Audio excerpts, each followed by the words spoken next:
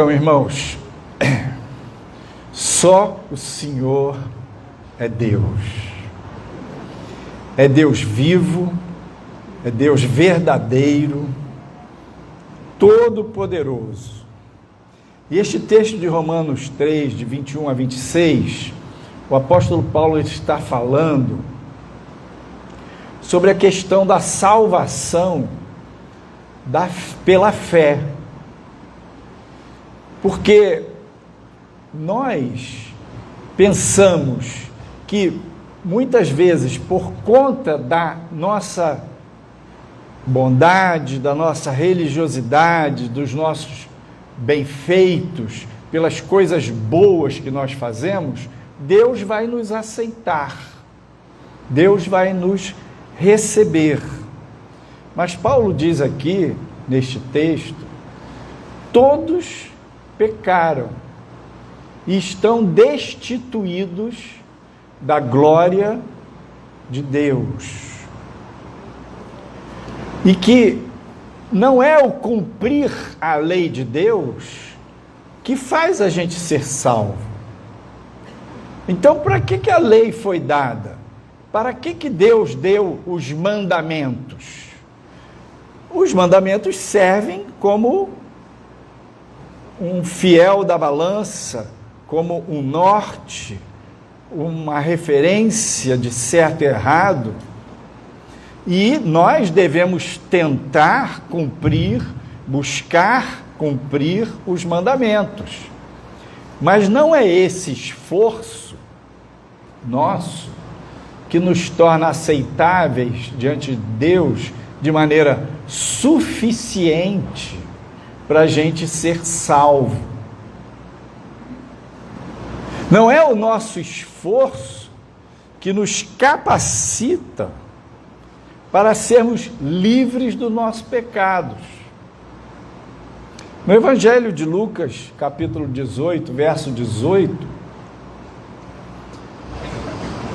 um certo jovem rico se aproximou de Jesus dizendo: bom mestre, que hei de fazer para herdar a vida eterna? Jesus entra num diálogo com ele e diz, verso 19, por que me chamas bom? Ninguém há bom senão um que é Deus. Aquele homem, ele estava querendo saber o que ele poderia fazer. E ele começa chamando Jesus de bom mestre. E Jesus devolve para ele dizendo, não há ninguém bom. Só um que é bom. É Deus. A Bíblia diz, como Paulo falou aqui, não há um justo sequer. Todos somos pecadores. Eu fiquei pensando nesse diálogo de Jesus com esse homem, se ele dissesse assim, mas Senhor, Tu és o Filho de Deus. Ia ser completamente diferente. Porque Jesus é Deus. Mas aquele homem, ele trazia essa ideia de que as pessoas podem ser boas, e porque elas podem ser boas, elas podem fazer coisas, e fazendo coisas, elas podem ser salvas. E Jesus cortou essa ilusão dele. Muita gente que gosta de elogiar demais, de rasgar seda, muitas vezes é a pessoa que gosta de ser elogiada com rasgação de seda. Então aquele homem, ele tinha uma crença de que ele poderia fazer muita coisa, mas nós temos uma natureza de pecado, né? A teologia chama armatiagênica, a natureza de pecado do homem. Um dos grandes problemas do século XX é que, em contraposição com a palavra de Deus, com a igreja, com o pensamento dominante na cultura da modernidade, antes do século XX, o pensamento dominante da igreja, os filósofos, os cientistas fizeram um movimento anti a palavra de Deus, contrário à palavra de Deus. E no século XIX surgiu a ideia de que o problema do homem é o contexto, que o problema do homem está na questão social, que o problema do homem está na cultura, o problema do homem está na sua criação. Se ele for criado de uma determinada maneira, se ele estiver num contexto sociocultural adequado, se ele for não passar por traumas, então ele vai ser bom, então ele vai ser adequado, então a terra vai ser justa. Esse é um pensamento humanista antagônico ao que a Bíblia ensina. A Bíblia ensina que todos pecaram. Você, eu, nós, não somos pecadores porque a gente peca.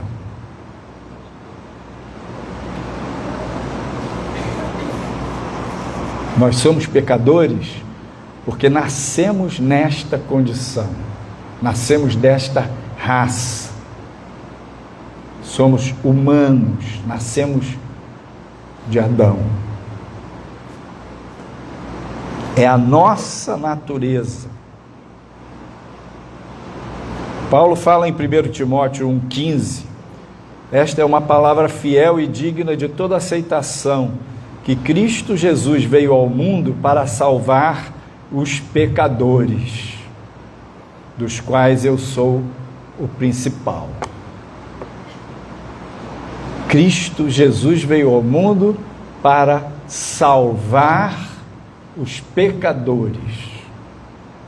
E Paulo disse, e eu sou o principal.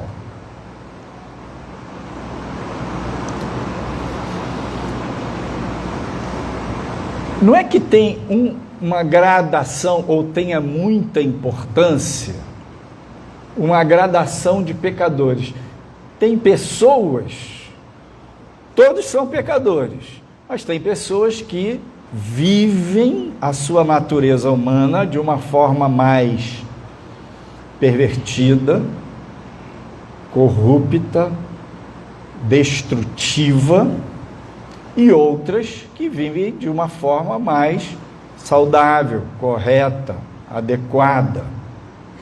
Então esse é um pior pecador do que aquele.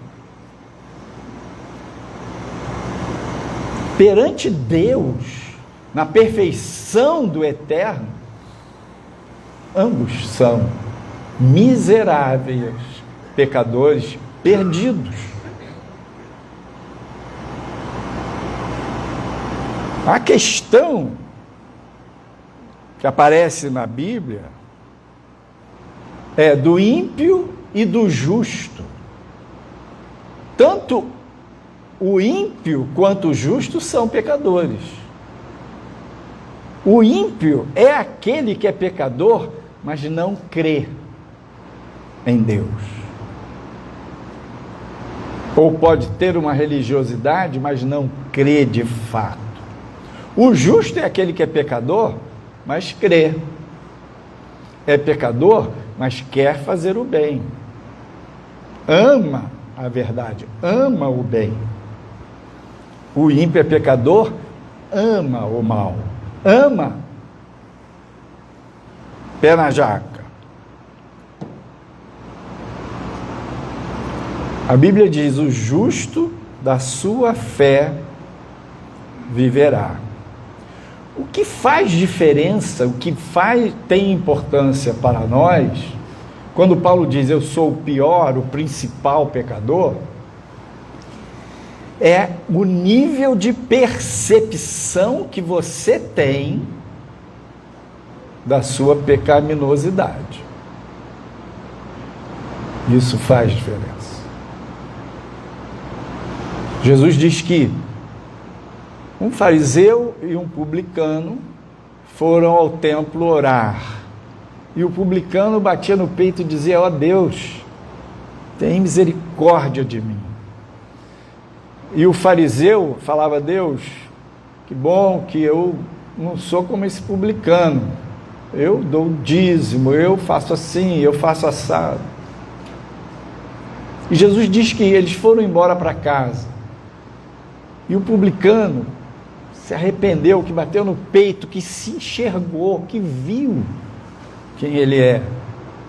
Foi justificado. E o fariseu continuou com o seu pecado, com a sua culpa. Então, o que é importante é a gente enxergar a verdade.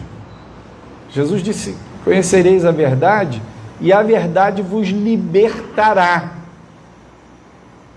Libertar do quê? Do nosso engano, do engano do nosso coração. Não é que a gente tem que ficar olhando para dentro de nós, se autodepreciando, se autocriticando, se condenando, maltratando a nós mesmos. Isso não vai melhorar em nada a nossa vida. Mas, quanto mais você enxerga de fato as coisas que vêm do coração, a inveja, a raiva, o ódio, o desprezo, a arrogância, as coisas que dominam às vezes o seu pensamento, a sua língua, quanto mais você percebe a realidade da sua miséria humana, uma das maneiras que a gente funciona, que dificulta a nossa percepção, de nós mesmos, eu vivo olhando as sombras dos outros e vivo falando da sombra alheia. Imagina que todo ser humano tem qualidades. Apesar de sermos pecadores, perdidos em nós mesmos, resta em cada um de nós traços da bondade, da luz de Deus. Resta em cada um de nós talentos. Então, a palma da minha mão simboliza esse lado que eu vou chamar de luz. Não estou falando luz espiritual. Uma qualidade. Potenciais positivos. E nós temos um outro lado da moeda, da nossa estrutura, que são as sombras. Nossas fraquezas, nossas misérias, nossos pecados, nossas feiuras, nossos erros. Então, todo mundo é um mix de luz e sombra. E uma das maneiras de você não se perceber é ficar olhando a sombra alheia. Quanto mais eu me fixo e critico, e resmungo, e reclamo, e sublinho, e comento, e falo nas fraquezas dos outros, menos eu me enxergo. Menos eu me percebo. Então, quando Paulo diz, Cristo Jesus veio para salvar os pecadores, dos quais eu sou o pior, o principal. Paulo não era beberrão, Paulo não era adúltero, prostituído, Paulo não era um cara roubador, ladrão. Naquele zelo religioso dele, ele perseguiu a igreja. Ele foi testemunha, como tipo uma autoridade, quando apedrejaram o primeiro mártir da igreja, Estevão.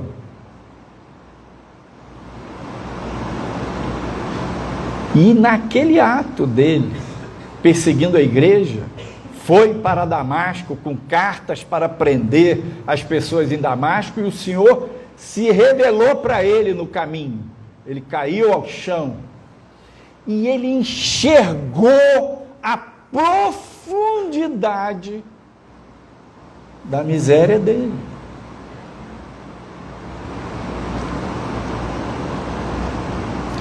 Então, a caminhada cristã não é eu viver me torturando, me maltratando, me depreciando, mas é eu caminhar na luz do Senhor e enxergar a verdade a respeito de mim. Não é eu viver me maquiando religiosamente, criando um artifício, um modo de ser e viver religioso, falso. E Paulo diz em Efésios 2:8, porque pela graça sois salvos, por meio da fé. Isto não vem de vós, é dom de Deus. Jesus, nosso Senhor, é o verbo que se fez carne. Então, ele tinha uma dupla natureza, a divina e a humana. Ele era verdadeiramente Deus e era verdadeiramente humano. Diz a Bíblia que ele se despojou da glória dele, ele se empobreceu para nos salvar. Então, para ele, que ele se tornasse de verdade humano, ele não deixou de ser divino, mas ele abriu mão de alguns dos atributos divinos. Já disse para vocês, Jesus, embora Deus, não era onisciente, onipresente, onipotente. Ele abriu mão desses atributos para se tornar humano. Porque o Todo-Poderoso não morre, e ele teve que morrer. O Todo-Poderoso é onipresente, e Jesus de Nazaré não era onipresente, não podia estar na Judéia e Galiléia ao mesmo tempo. O Todo-Poderoso é onisciente, e Jesus não era onisciente. Ele tinha revelação, ele sabia o que passava na mente e no coração das pessoas à sua volta, porque o Pai revelava para ele. Mas ele diz, daquele dia e hora ninguém sabe, nem mesmo o Filho do Homem, referindo-se a si mesmo. Ele não sabia, a mente dele não sabia tudo. Ele funcionou como humano, uma mente humana, limitada a tempo e espaço. E nós também temos que aceitamos a Cristo, que o recebemos como Salvador, nos arrependemos dos nossos pecados, o Senhor nos lava e nos purifica de todo pecado, e o Espírito Santo de Deus vem habitar no nosso espírito e se faz um conosco. E nós nascemos de novo. Também temos uma dupla natureza, o espírito e a carne. Um novo coração, condição de filhos de Deus, e o velho homem. E convivemos com isso. Aqui também podemos aplicar a ideia de luz e sombra.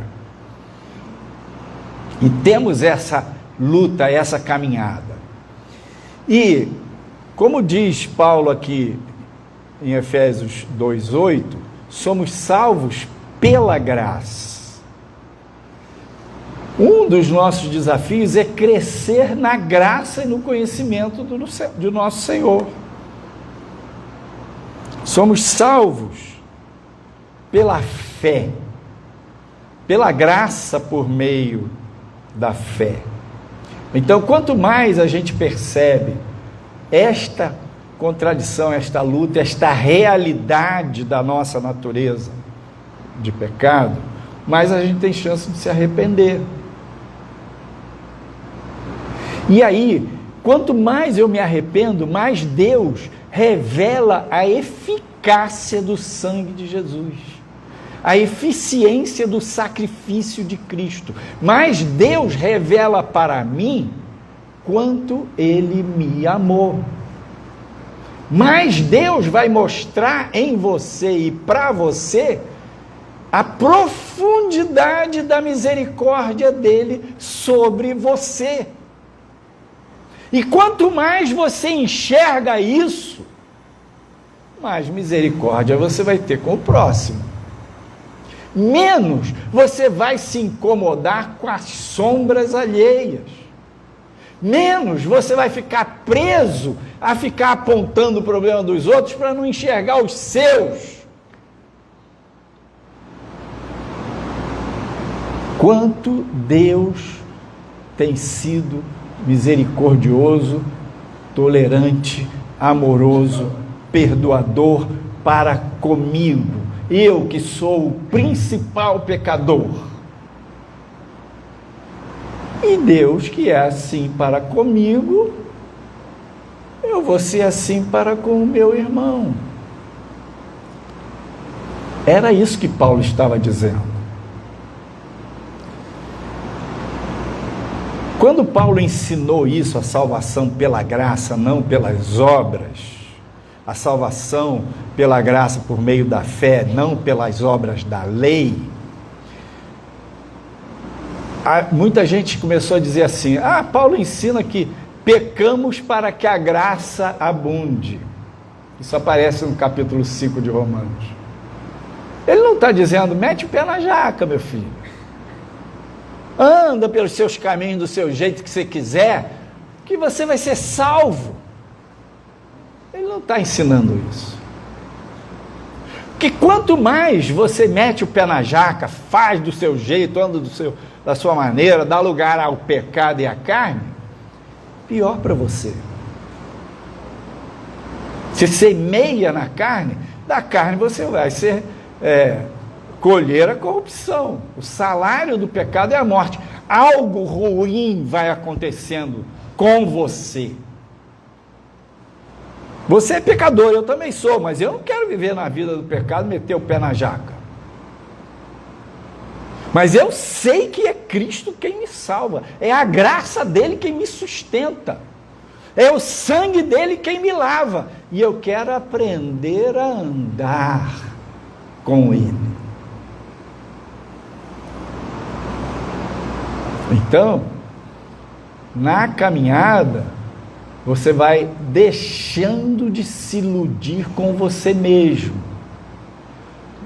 vai deixando de se iludir com o seu pecado, porque o pecado ele é atraente, ele tem uma coisa de prazer, né? Há um prazer, há uma atração, há uma sedução no pecado. E essa ideia de que as pessoas fazem o bem para serem aceitas diante de Deus, aparece no Salmo 49, de 6 a 9, que diz assim: aqueles que confiam na sua fazenda e se gloriam na multidão das suas riquezas, nenhum deles de modo algum pode redimir a seu irmão ou dar a Deus o resgate dele, pois a redenção da sua alma é caríssima e seus recursos se esgotariam antes. Por isso, tampouco viverá para sempre ou deixará de ver a corrupção. O dinheiro, a grana, não pode salvar. Não pode salvar as boas obras. Não pode salvar os méritos humanos. E todos nós vamos morrer.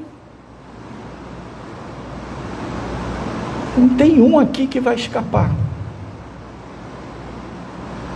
Vamos envelhecer e morrer. Mas é Jesus quem nos salva. É a morte dele. Pensa se você cai num buraco de 3 metros, 5 metros de altura, com as paredes largas, como é que você sai dali? Você não consegue puxar a si mesmo, apoiado nos seus próprios pés. Ninguém salva a si mesmo. Se você está num buraco, tem que ter um que te salve. Alguém de fora que jogue uma corda e te puxe do buraco.